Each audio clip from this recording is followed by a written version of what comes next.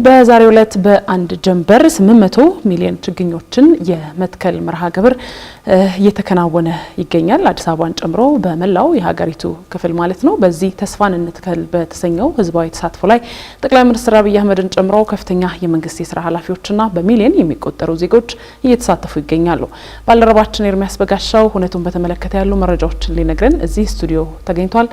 ኤርሚያስ በጋሻው እንኳን ደህና መጣ። እንኳን ደህና ቆይሽ ሚስሊያ። እንግዲህ በዛሬው ዕለት ኢትዮጵያ ሌላ አዲስ ምዕራፍ ልትጽፍ ተዘጋጅታለች። እነሆ በአንድ ጀንበር የ800 ችግኝ ተከላ መርሃ ግብርም ዛሬ ማለዳውን ከጠዋት 12 ሰዓት ጀምሮ በመከናወን ላይ ነው የሚገኘውና እስቲ እስካሁን ድረስ የመርሃ ግብሩ አጠቃላይ እንቅስቃሴ ምን ይመስላል፣ ምን ያህል ችግኞችስ ተተክለዋል የሚለውን ትንሽ ማብራሪያ ብትሰጠን። ጥሩ አመሰግናለሁ። እንግዲህ ቀደም ብለሽ እንደጠቀስሽው አንቺም ተስፋን እንትከል በሚል መሪ ቃል የዘንድሮ በአንድ ጀንበር 800 ሚሊዮን ችግኞችን የመትከል ዘመቻ እየተካሄደ ያለበት ቀን ላይ ነው ያለነው።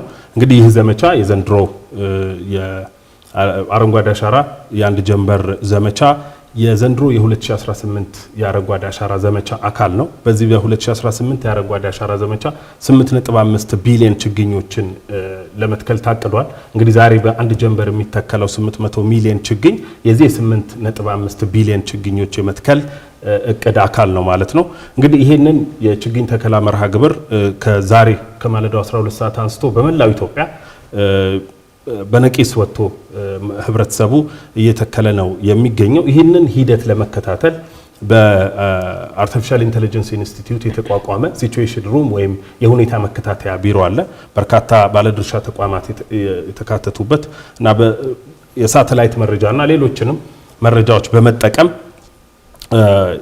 መረጃውን አጠናቅሮ አገራዊ መረጃ እንዲወጣ የሚያደርግ ቋት ወይም የመረጃ ማዕከል አለ። ከዛ የወጡ መረጃዎች እንደሚያሳዩት እኛ ስቱዲዮስ ከገባን ድረስ 578 ሚሊዮን ችግኞች ዛሬ ከማለዳው 12 ሰዓት ጀምሮ ተተክለዋል ማለት ነው። እንግዲህ 578 ሚሊዮን ችግኞች ማለት በእለቱ ለመትከል ከታቀደው 800 ሚሊዮን ችግኞች መካከል 72 በመቶ ያህል ነው ብለን ልንወስደው እንችላለን። እንግዲህ ከማለዳው 12 ሰዓት ጀምሮ በመላው ኢትዮጵያ በሚሊዮን የሚቆጠሩ መረጃው እንደሚያሳየው ወደ 18 ሚሊዮን ገደማ ዜጎች በአንድ ጀንበር የችግኝ ተከላ መርሃ ግብር ላይ እየተሳተፉ እንዳሉ ነው መረጃው የሚያሳየው። ይህ በአንድ ጀንበር 800 ሚሊዮን ችግኝ የመትከል ዘመቻ እስከ ምሽት 12 ሰዓት ድረስ ይቀጥላል ተብሎ ይጠበቃል። እንዲሁ በመላው ኢትዮጵያ በአርቲፊሻል ኢንተለጀንስ ማዕከል የተቋቋመው የሲቹዌሽን ሩም ወይም የሁኔታ መከታተያም እንደዚሁ መረጃዎችን በየሰዓቱ ለህዝብ ይፋ እያደረገ ነው የሚገኘው። እስካሁን ያለን መረጃ ይሄንን ይመስላል። እንግዲህ እኛም ስንከታተል እንደቆየ ነው ተስፋን እንትከል በተሰኘው በዚህ መርሃ ግብር ጠቅላይ ሚኒስትር አብይ አህመድን ጨምሮ በርካታ የመንግስት ባለስልጣናት የተለያዩ መልእክቶችን አስተላልፈዋልና እስቲ ትንሽ ስለ መልእክቶቹ የሆነ ነገር እንበል።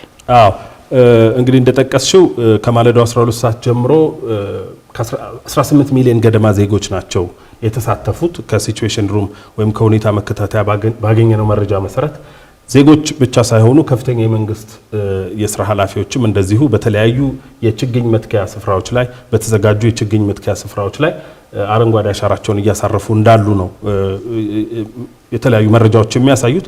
እንግዲህ ጠቅላይ ሚኒስትር አብይ አህመድ ከቀዳማዊት እመቤት ዝናሽ ታያቸውና ከኮፕ 32 ብሔራዊ ኮሚቴ አዘጋጅ ብሔራዊ ኮሚቴ አባላት ጋር በመሆን አረንጓዴ አሻራቸውን አሳርፈዋል እዚህ አዲስ አበባ።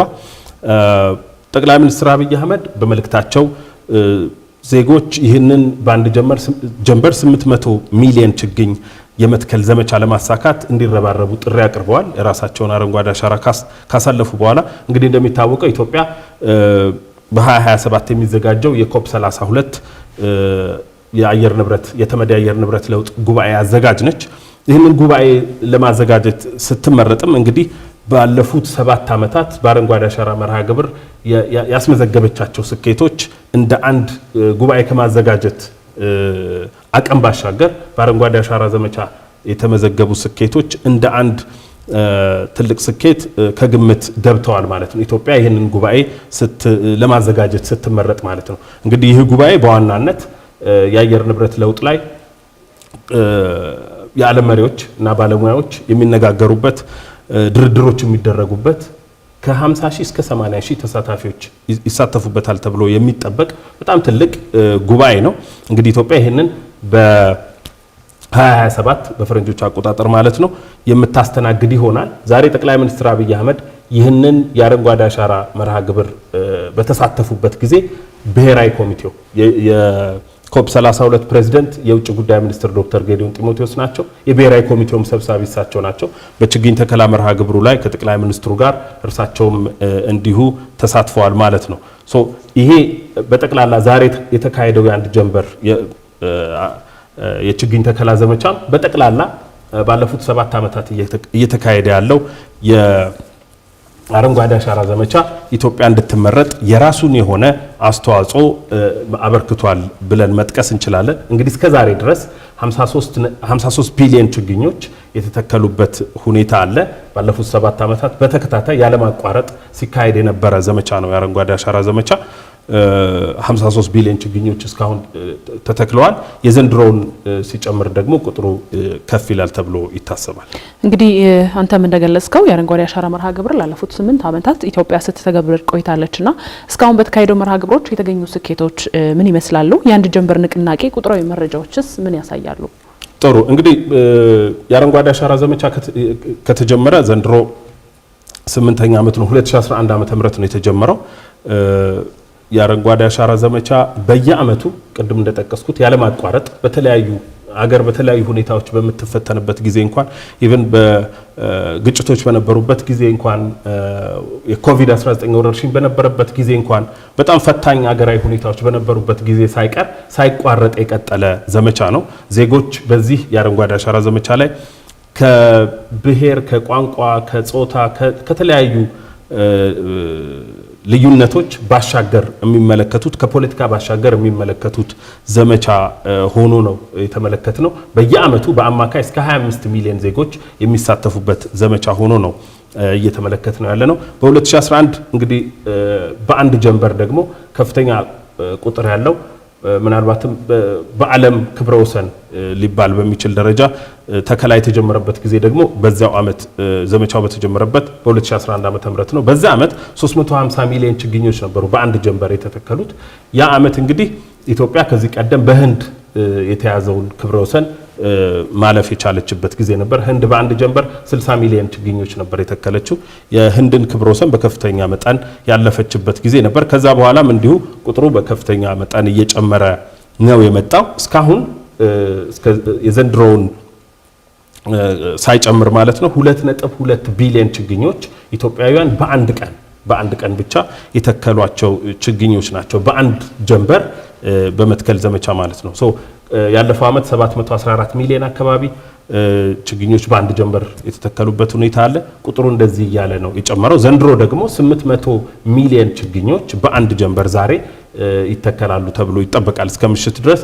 ይህንን ስናክልበት ኢትዮጵያውያን በአንድ ጀንበር የተከሏቸው ችግኞች መጠን 3 ቢሊዮን ይደርሳሉ ተብሎ ሊነሳ ይችላል ማለት ነው። እንግዲህ በየዘመኑ አገር የተለያየ አይነት ጀግኖችና የተለያየ አይነት ጀግንነት ትፈልጋለች።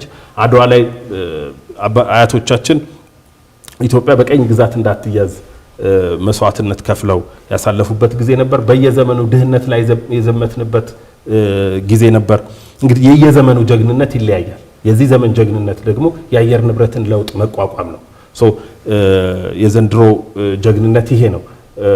65 ቢሊዮን ችግኞች ኢትዮጵያ ኮፕ 32ን እስከምታዘጋጅ እስከ ፈረንጆቹ 2027 ድረስ 65 ቢሊዮን ችግኞችን በጠቅላላ ለመትከል አቅዳለች። እንግዲህ ዘመኑ የሚጠይቀው ጀግንነት 65 ቢሊዮን ችግኞችን መትከል ነው ማለት ነው። በዚህ ዘመቻ ምን ፋይዳ ተገኘ የሚለውን የተወሰነ መረጃዎች ማጋራት አስፈላጊ ይመስለኛል። ባለፉት 7 ዓመታት የአረንጓዴ አሻራ ዘመቻ የአፈር መሸርሸርን በከፍተኛ ሁኔታ መከላከል የቻለ ነው። በየአመቱ 2 ቢሊዮን ቶን አፈር ይሸረሸር ነበር። ይህን ቁጥር ወደ 208 ሚሊዮን ማውረድ ተችሏል። በአረንጓዴ አሻራ ዘመቻ የሞቱ ወይም የጠፉ የውሃ አካላትን እንዲያገግሙ ማድረግ የተቻለበት ነው። በዚህም ሀረማያ ሐይቅን መጥቀስ እንችላለን። ሀረማያ ሐይቅ በጣም ትልቅ ሐይቅ የነበረ ነገር ግን የእግር ኳስ መጫወቻ ሜዳ እስከመሆን ድረስ ጠፍቶ የነበረ ነው። አሁን ሀረማያ ሐይቅ ሙሉ በሙሉ አገግሞ የተመለሰበት ሁኔታ አለ። የደን ሽፋን የኢትዮጵያ አጠቃላይ የደን ሽፋንን 23.6 በመቶ ማድረስ ተችሏል። አረንጓዴ አሻራ ከመጀመሩ አስቀድሞ 17 በመቶ ነበር የኢትዮጵያ የደን ሽፋን።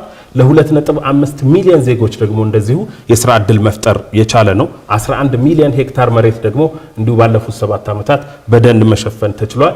ይህ የአረንጓዴ አሻራ ዘመቻ ከእያንዳንዳችን ህይወት ጋር ከምንበላው ምግብ ጋር ከምንተነፍሰው አየር ጋር የተያያዘ ዘመቻ ነው ብለን ማንሳት እንችላለን። ባልደረባ ኤርሚያስ በጋሻው ስለሰጠህን ሰፊ ማብራሪያ በድጋሚ አመሰግናለሁ።